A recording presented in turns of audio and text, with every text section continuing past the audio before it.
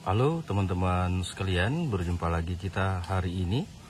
Kita akan membahas satu tanaman yang mana tanaman ini mampu menyembuhkan penyakit muntah darah, berak darah, kencing darah, mimisan, dan lain-lain.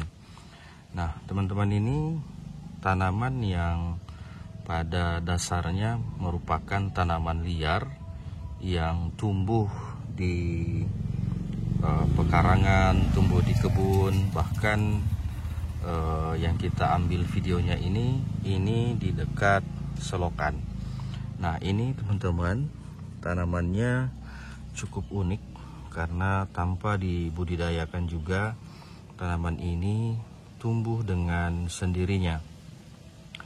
Banyak kandungan yang terdapat di dalam tanaman ini, diantaranya ada alkaloid, ada flavonoid, ada saponoid, ada tanin, dan steroid. Nah, kandungan-kandungan yang dikandung oleh tanaman ini cukup aktif dan bermanfaat untuk penyakit-penyakit yang kita alami. Nah, diantaranya ada steroid tadi, itu dapat menjadi anti peradangan dan mengaktifkan sistem imunitas tubuh. Ini jadi kandungan steroid ini dengan kandungan yang dikandung oleh tanaman ini dapat berfungsi aktif untuk penyakit-penyakit seperti muntah darah, kencing darah, ada berak darah, dan mimisan. Nah, teman-teman, cara mengkonsumsinya ini juga cukup mudah. Cukup direbus dari air 3 liter menjadi 3 gelas menjadi 1 gelas. Direbus dari mulai akar, batang, dan daunnya. Ini tujuannya untuk memaksimalkan nutrisinya, jadi mulai dari akar sampai dengan daunnya ini kita masak seluruhnya. Ini juga ada bunga di sela-sela daun, ini juga sangat baik, dan makanya pada saat kita memasak atau mengolahnya ini cukup diambil seluruhnya dalam satu pohon, dibersihkan tanah-tanah yang melekat pada tanaman ini. Nah, teman-teman, kandungan lain itu ada alkaloid.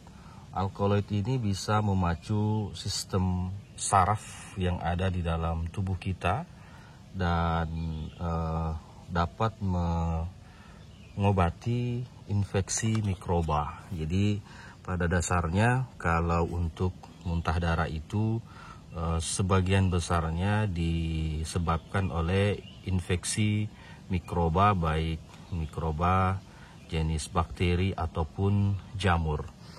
Nah, teman-teman,